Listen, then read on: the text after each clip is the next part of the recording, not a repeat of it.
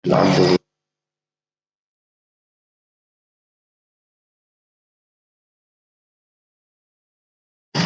ومن سار على نهجه واستنى بسنته إلى يوم الدين وبعد.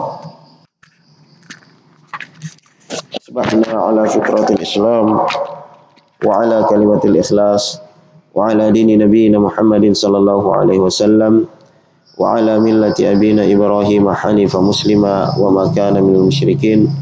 اللهم بك أصبحنا وبك أمسينا وبك نحيا وبك نموت وإليك النشور. Ma'asyiral muslimin, jamaah salat subuh rahimakumullah.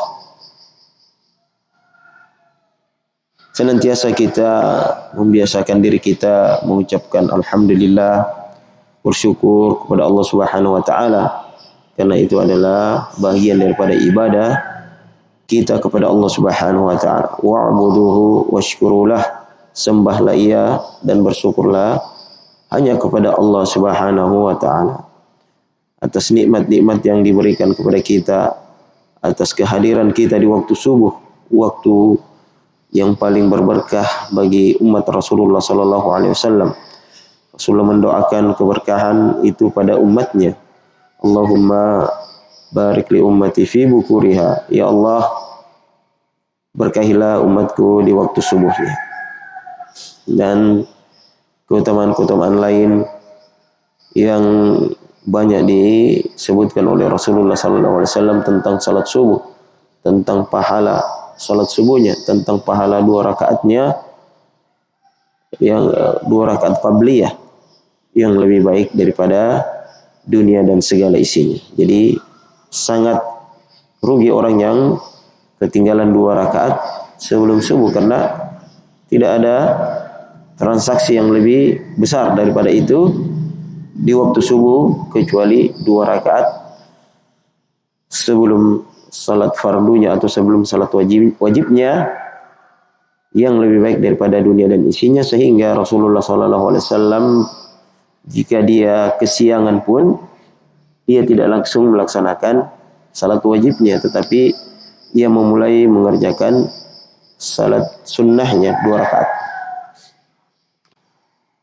Ma'asyiral muslimin rahimakumullah, kita lanjutkan bacaan kita dalam surah Al-Ankabut. Sekarang kita masuk ke ayat 25. Qala Allah Ta'ala, A'udzu billahi minasy syaithanir rajim.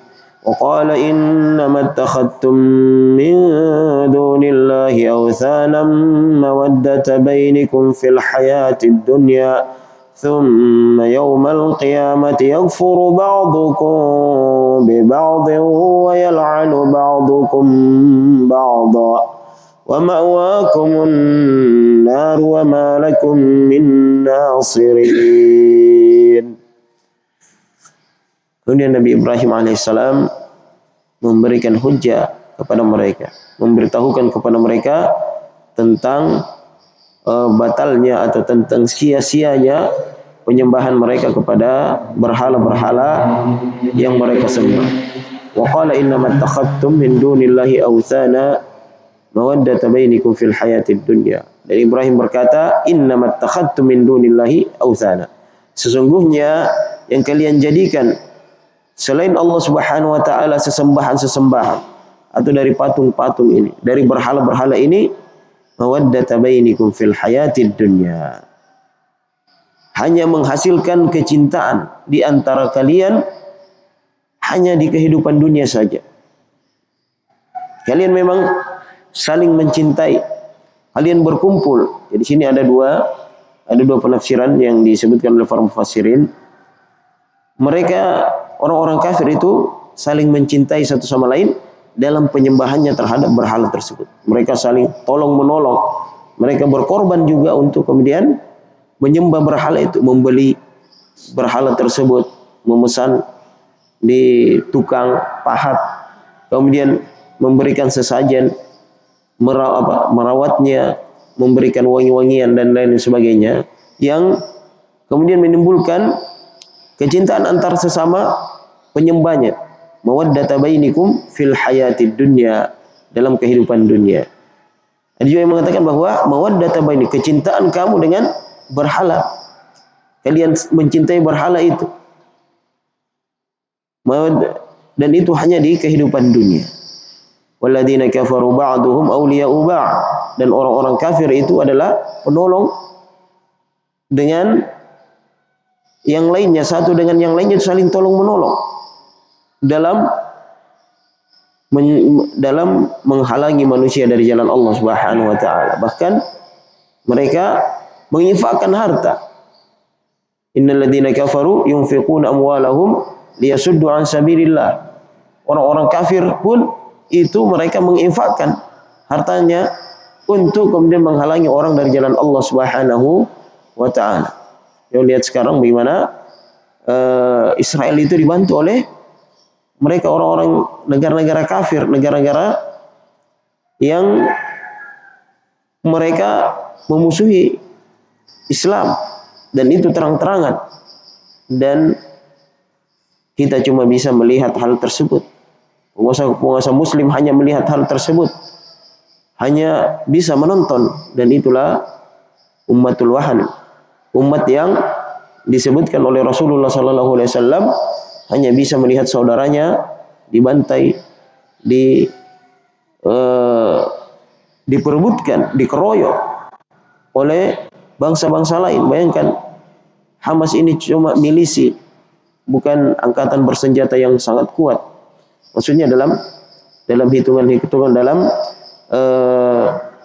organisasi ketentaraan, dia hanya milisi, dia sayap militer, bukan seperti angkatan bersenjata langsung. Tetapi Israel kemudian dibantu oleh negara-negara barat yang negara kafir, Kanada, Inggris, kemudian Prancis, Italia, G7 itu negara-negara G7 untuk menghancurkan saudara-saudara kita, dan itu tidak ada satupun orang-orang daripada lembaga kemanusiaan kecuali mereka mengatakan ini adalah pembantaian dan ini adalah krisis kemanusiaan yang dipertontonkan di abad ini, di mana orang-orang selalu berteriak tentang kemanusiaan, tetapi apa yang mereka melakukan di sana adalah genosida, karena dari 10.000 korban itu 5.000 lebih anak-anak dan 3.000 wanita. Ini mereka memang menyasar hal tersebut untuk memutus generasi selanjutnya. Tetapi wa makaru wa makarallah wallahu khairul makirin. Mereka melakukan tipu dan mereka merencanakan rencananya, tetapi Allah Subhanahu wa taala juga menjalankan rencananya sendiri, dan dialah sebaik-baik yang pemberi tipu daya. Insyaallah dengan doa-doa kita, dengan sumbangsi dari harta kita, kita bisa mengambil uzur di hadapan Allah Subhanahu wa taala tentang apa yang terjadi dengan saudara-saudara kita di sana, di Palestina, di Gaza. Karena kita cuma hanya bisa menonton dengan kelemahan kita, dengan ketidakmampuan kita untuk kemudian menolong secara langsung saudara-saudara kita yang berada di Gaza ini, penjara terluas di dunia. Begitulah orang-orang kafir selalu dalam menghadapi Islam itu, mereka satu kata, mereka saling tolong menolong. Wal musyrikuna wal musyrikati wal musyrikatu ba'duhum min ba'd.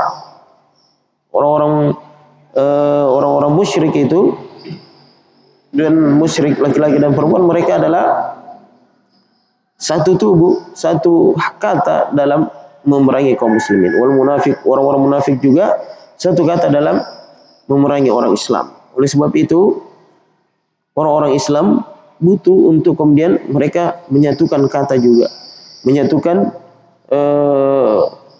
kekuatan, sehingga kemudian bisa menghadapi persekutuan daripada orang-orang di luar Islam.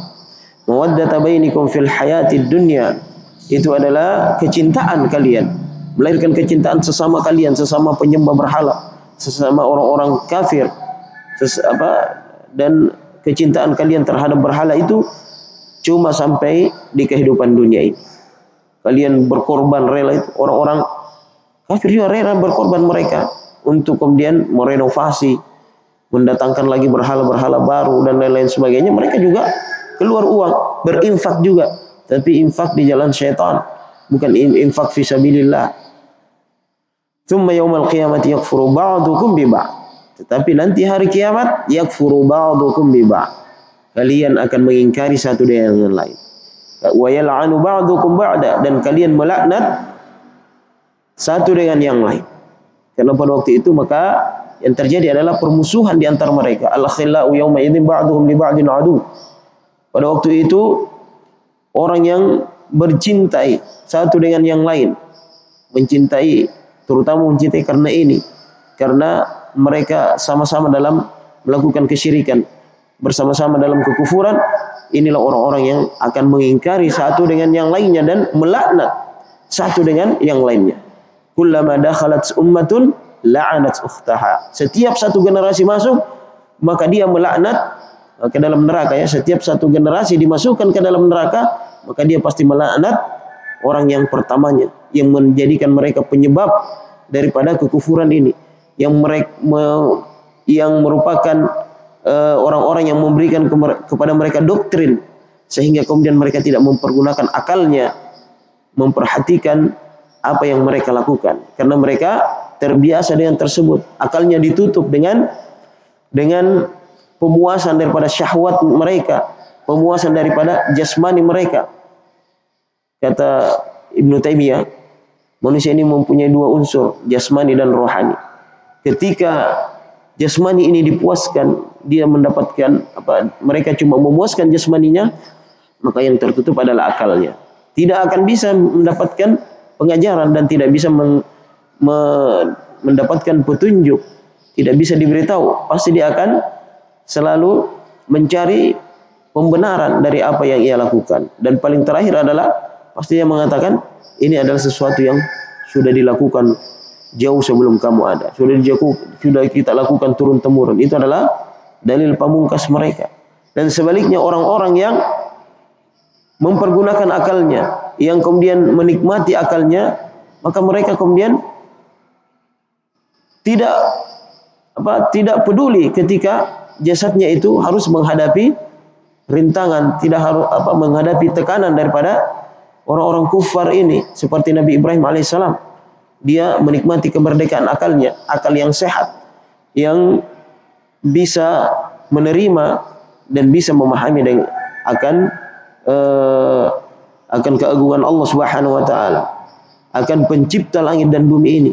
Dia mempergunakan akalnya dengan baik. Jadi orang-orang, makanya kepada Allah, kenapa Allah Subhanahu wa taala selalu mengatakan orang-orang yang kufur itu dengan diserupakan dengan binatang, bahkan dianggap sebagai lebih sesat dari binatang. Ulaika kal an'am wa lahum adall. Mereka itu seperti binatang, tidak mempergunakan akalnya. Binatang itu karena memang tidak ada akalnya, jadi dia mengikuti nalurinya. Coba seandainya itu binatang ada akalnya, mungkin kita menyembelih sapi atau ayam itu susah, karena dia pasti pakai akalnya. Tapi karena mereka tidak mempunyai akal, maka dengan mudah kita kemudian menyembelih mereka, menangkap mereka. Seperti ikan-ikan di laut itu kan, mereka selalu terperangkap dengan jebakan-jebakan itu, dan itu terus terjadi. Karena itulah binatang mereka memang tidak diberikan akal oleh Allah Subhanahu wa taala. Hanyalah manusia yang diberikan akal, tetapi hal tersebut tidak digunakan, sehingga selalu terperangkap dalam kebodohan, dalam penyembahan terhadap sesama makhluk, yang kemudian menjadi penyesalan di akhir hari kemudian, menjadi sesuatu yang merupakan pertengkaran di antara mereka. Wa qalat ukhrahum liulahum rabbana haula'i adalluna fa'atihim 'adaban di'fan minan nar. Ya Allah, mereka ini nih, generasi awal ini, bapak-bapak kami dulu ini yang sesatkan kami. Ya Allah, berikan dia asap double. Dalam ayat lain dikatakan, wa qala alladziina istud'ifu lil ladziina istakbaru inna kunna lakum tab'a fa hal antum mughnuna 'anna min 'adzabillahi min syai'.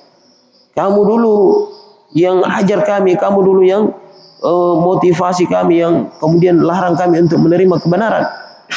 Bagaimana sekarang? Apakah kamu mau bisa mengambil sebagian dari azab ini, dari hukuman Allah Subhanahu wa taala. Tentang mereka dengan berhalanya juga itu terjadi pertengkaran. Ketika walamma ra'al musyriku walamma ra'al ladzina asyraku syuraka'ahum qalu rabbana haula syuraka'una alladzina kunna nad'u min dunik. Maka ketika dihadirkan, karena nanti akan dihadirkan ya semua berhala-berhala itu, semua yang disembah selain Allah Subhanahu wa taala akan dihadirkan nanti pada hari kiamat dan akan dipertemukan dengan yang menyembahnya. Maka ketika dia melihat, mereka mengatakan, ya Allah, itulah yang kami jadikan dulu serikatmu, kami jadikan sesembahan selainmu. Maka fa'alqaw ilaihimul qawla innakum lakadzib. Maka berhala mengatakan, kalian adalah pembohong, kami tidak pernah menyuruh kalian, kalian sendiri yang sembah kami. Patung-patung mengatakan kalian sendiri yang pahat kami dan kemudian menyembah kami. Wa yawma nahsyuruhum jami'an tsumma naqulu lil ladzina asyraku makanakum wa syurakaukum. Ketika kami kumpulkan mereka semua dan kami katakan kepada orang-orang yang melakukan kesyirikan kepada Allah Subhanahu wa taala, kamu berada di tetaplah di tempatmu, dan berhala-berhala juga tetap di tempatnya. Wa qala syuraka'uhum wa yawma nahsyuruhum jami'an thumma naqulu lil ladzina asyraku makanakum wa syuraka'ukum fazayyalna bainahum wa qala syuraka'uhum ma kuntum iyyana ta'budun. Maka ketika dipertemukan mereka di satu tempat, maka berhala mengatakan ma kuntum iyyana ta'budun. Kamu dulu tidak menyembah kami. Bukan kami yang kalian sembah, tetapi kalian menyembah syaitan. Kami ini hanyalah perantara, kami ini kambing hitam. Kami cuma korban dari kalian. Coba bagaimana banyak sekali Allah Subhanahu wa taala mencuplik bagaimana pertengkaran yang terjadi antara orang-orang kufar, orang-orang musyrik, antara generasi dengan generasi, antara orang lemah dengan orang tokoh-tokohnya, antara mereka dengan berhalanya. Ujung-ujungnya Allah Subhanahu wa taala mengatakan